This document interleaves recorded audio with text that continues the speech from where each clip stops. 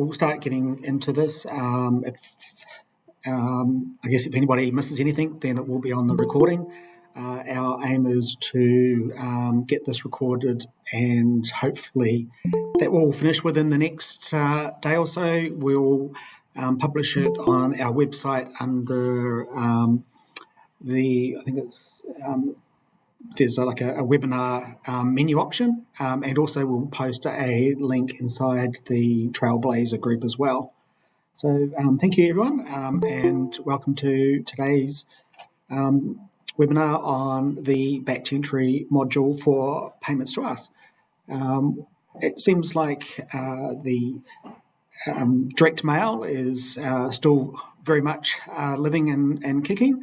It's something like 90% of mail received is actually opened, and obviously a fair proportion of those convert to donations. So we are talking about those where you will be sending out an appeal and putting those into envelopes and directly mailing to people.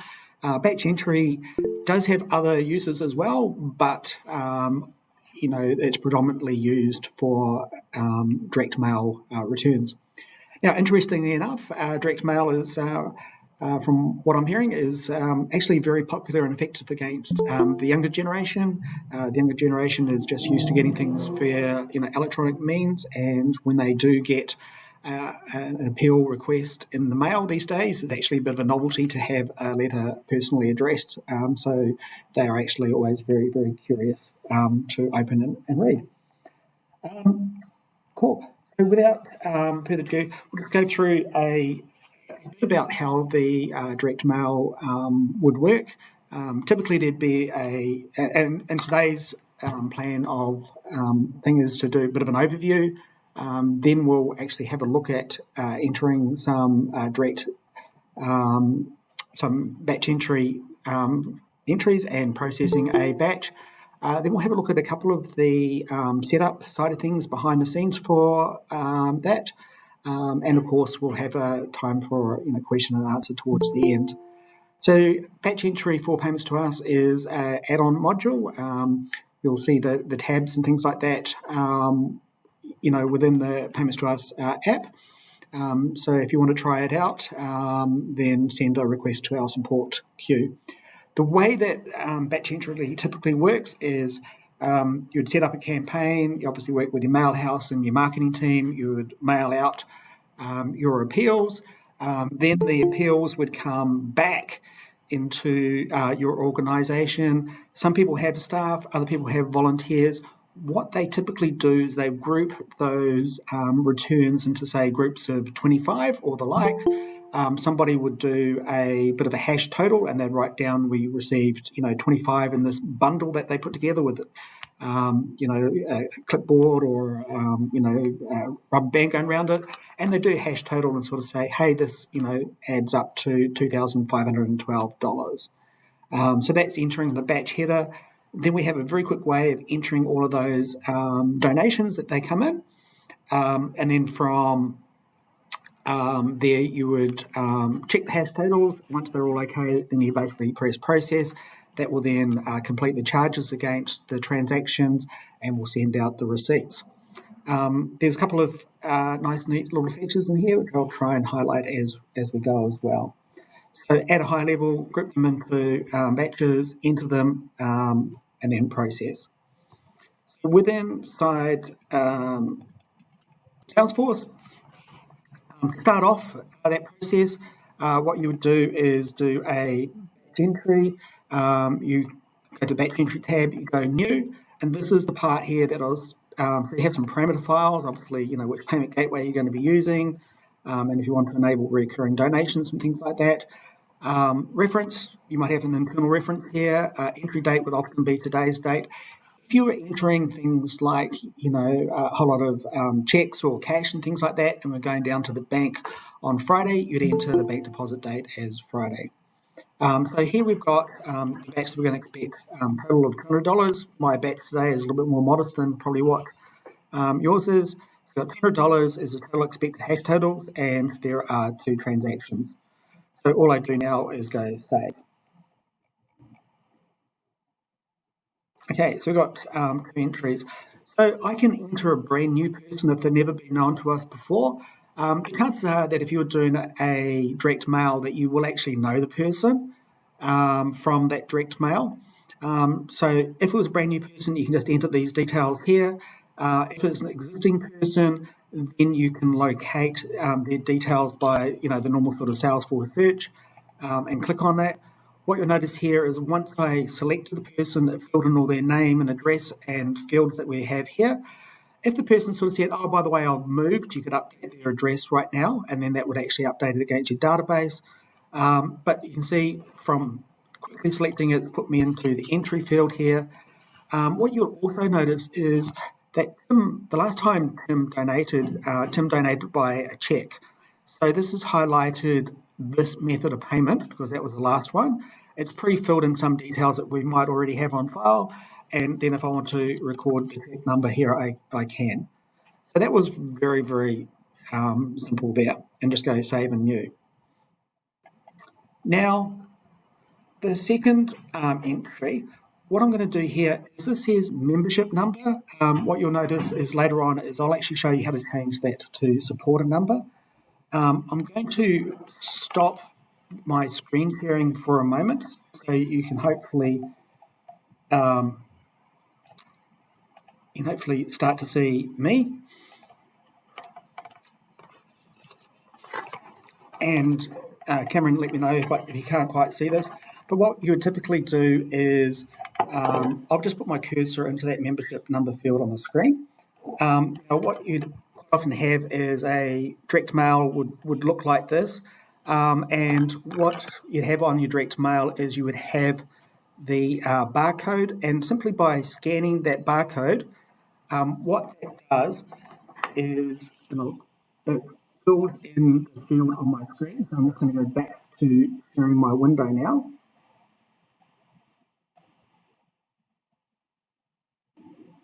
And what that did is it filled in this field here, and then that was able to locate the contact. And if your screen share isn't visible. Thanks for that, Max. Yep. Cool, thanks for that. What that did is it pre-filled in the supporter number or the membership number, located the contact, pre-filled in all of those details, and I also had the campaign code embedded in that barcode. So filled in the campaign barcode and then put my cursor onto the amount field. So all you have to do is go scan, fills in everything that you need, enter in the amount. Remember, it's remembered the previous method of payment was credit card. This person is given the credit card details here. So I just put that in here and then just go save and new. Okay, I can see a hand being raised there. Vic, if you can have a quick look at that. So what we've now got here is we've got those two line item details mentioned here as well. So just going back to the barcode scanner, what that is just a scanner that has plugged into a USB on my laptop. All the scanners do is read the barcode and put the value into your field as if though you had typed it. So we'll see very shortly how that kind of is interpreted and actually works, and how we'd set up the barcodes, etc. Okay. What you can also do with the barcode scanners is you can set them up so that once you scan it, it tabs off that field automatically and then goes on to the next field. This one here is currently set up just to leave it staying within the field. Okay. I'm sure there's probably going to be a couple of questions, and we'll hopefully have time to answer those a little bit later. Okay, so what I can see here now is this little bar here has gone all the way across, so that means I've entered everything. You can see here that I've got the expected batch amount matches the actual batch amount, the expected number of transactions matches the actual number of transactions. Now, by default, the setup of our batch entry only looks at the hash total for the amount. There's a validation rule that you can also enable on the batch header. We can also check for the number of transactions if you so wish. So once I've finished entering them, all I simply do here is go press batch. and away it goes. Okay, what happened is I'm just going to open up a Word document here, and you won't be able to see me this time, but I'm going to scan that barcode again. Now what you can see is after I scan it, it's keyed in this amount, so 11-EOFY 2024. I'm going to show you what some of that means. So the 11 is the supporter number, and the EOFY 24 is the campaign code. Okay, so if I go and locate my contacts, and that contact was Andy, and we click into here. Now what I can see here is, see how this says membership number? You can change that field label to say supporter number. Now this is one of our fields that we have. So if you have your own field that has like a supporter number in there, what you can do is add a flow to the system that copies your value into our value field. Okay, so it has to be in our managed package field. And like I say, there is articles on how to change that to supporter number. So that's where the 11 comes from. So that's how it knows to locate Andy. Okay, the dash obviously is separated between the contact and the campaign. Now, when I go to the campaign, and we have our own field on here called campaign code. So that EOFY 24 is entered here. So that's how it knows which campaign to locate and fill in. So those are the two setup things for that particular form there. Okay. The other thing that I would like to show as well is a couple of setup things. Just see how we're tracking for time. Good. So most people will be familiar that we have a merchant facility, and that's kind of like connected to our payment gateway. Then we have a payment form towards the membership. So you have this thing here called membership ID label. Now what you can do is you can change that to supporter number. So that will then change that field on the entry screen. Okay. If you can recall in the batch entry, one of the other things that we have only recently added, so you would need to be on one of the latest releases, I think it's 9.9, and this hasn't actually been pushed out to everybody, so you'd have to do an upgrade from the App Exchange if you wanted it now. With all upgrades, test them in your sandbox first. But we've added the ability for you to add your own custom fields. So what I'm going to do is just spend a couple of minutes and talk about the custom fields. Okay, so to add a custom field, this is more for your Salesforce administrator. You go to Setup, you go to Object Manager, and all our fields exist on the payment transaction object. So you locate the payment TXN object, click into there, click into fields and relationships because we're going to add another one. And then you go new. I'm going to choose a pick list field. And I go next and send receipt by. Let me just sure I've got that field correct. And I'm going to use a global pick list here, send receipt by. Okay, and I'll just go next. So that's created a new pick list field on the payment transaction object, some security sessions, and whether I want to display it on the page. So step one is create the field. Step two is to go into this thing called field sets, to locate the field set back entry line, and then you go edit. Okay, from here you can see this new field that I've just gone added, and you determine where you want it on the screen. Okay, so I go save. Now I've added a new field to the screen. What I can do here is I'm going to go back to my batch entry. And I'll create another brand new batch this time. So we're going to go new. We select the merchant facility and the the payment form that we're going to be using. Again, we put in the batch total. So this is my second batch entry today. So quick clicking into during one webinar. What you'll notice here is the supported number is now appearing here. Okay, and what you'll see down here is the send receipt by field is now appearing here for me to enter as well.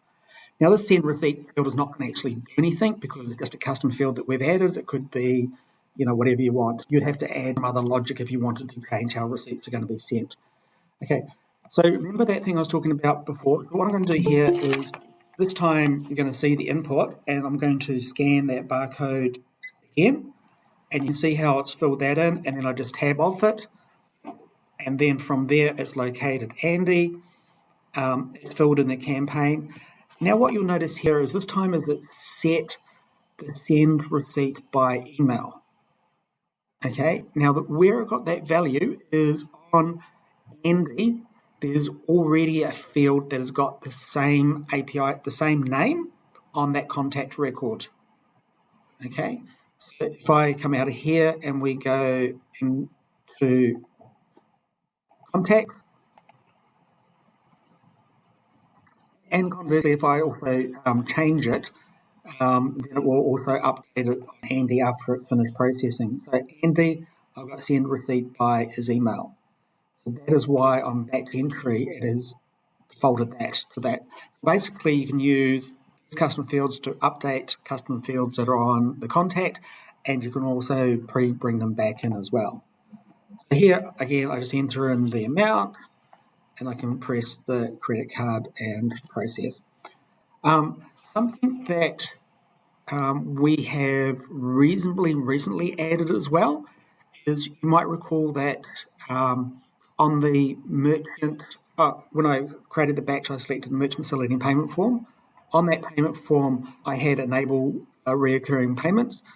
So I can actually set from batch entry, set this up for this person to get charged every single month from here on using this. Okay, so go save and new, and that will set that up.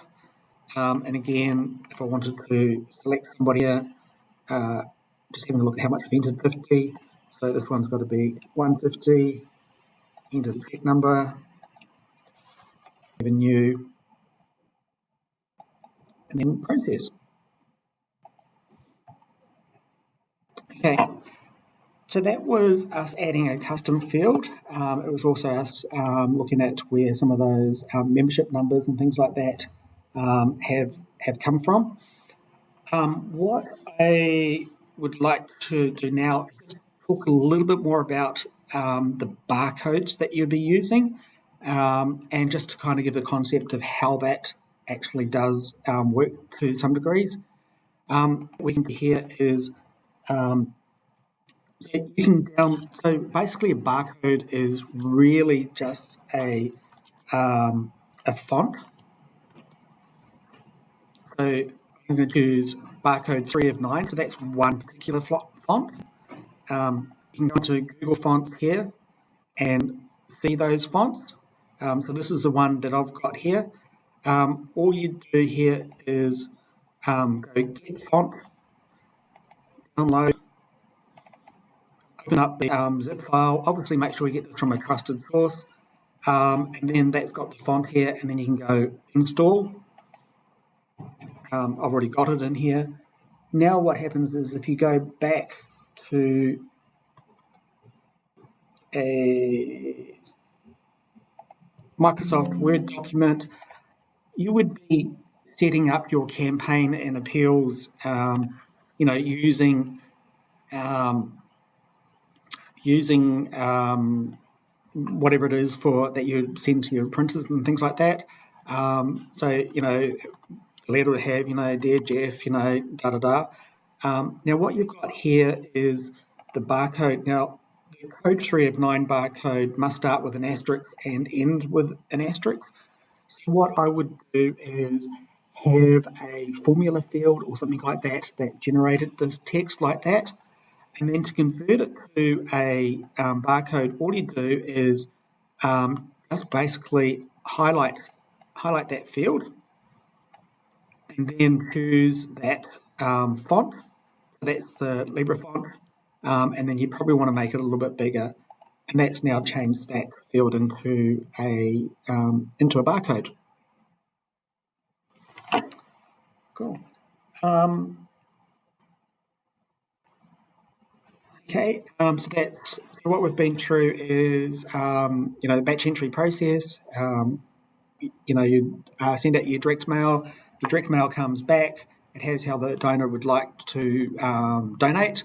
Now, with those donations, you would group them into groups of 25 or whatever it is you decide. You put hash totals on them. You go into Salesforce. You would go create a new batch, enter the hash totals. Then there's quick entry for each of the contacts, including remembering who they were last time. You can add custom fields. You can sign them up for regular donations if you so wish. Once everything is entered, hash totals balance, you press process, and then that goes and transact it. For the barcodes, we talked about using the fonts, and we talked about the member number on the contact and the campaign code on the campaign to join the two together. One other thing that you may find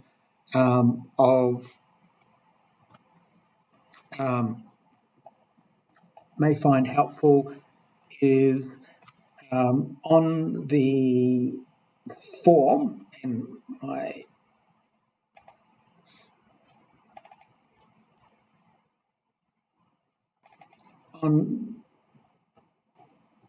on the form that you have, you'll see that we've got the barcode number shown here. So that's kind of got the membership number and things in here. But what some people do here is they have the QR code here to, or scan the QR code, and then that could actually take you to a donation form.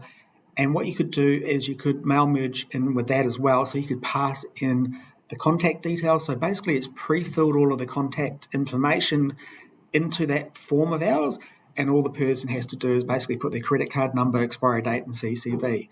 So if they scan that, it'll be a really quick way for them to access our donation forms and enter a donation from that as well.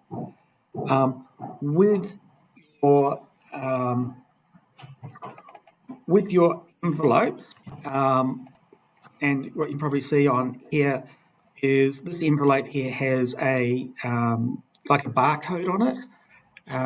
So I think we've covered the data validation in another webinar, or we can go back and revisit some of the guides.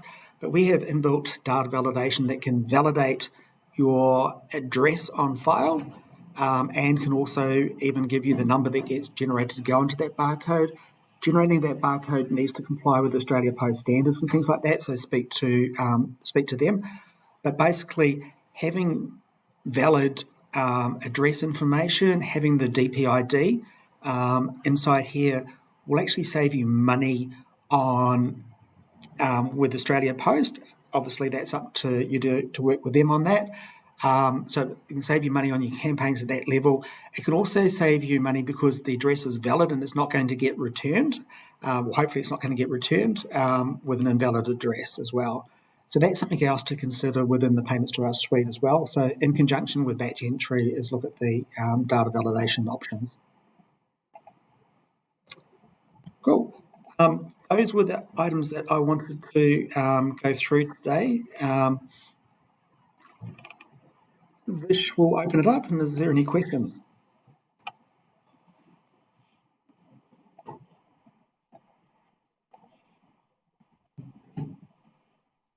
Yep. We have one question. You tried to so that's what I did on the very using first time. barcode for the supported ID. What you do there is you just Is it possible to search using membership number or donor ID, but without scanning so through yes, barcode? Absolutely.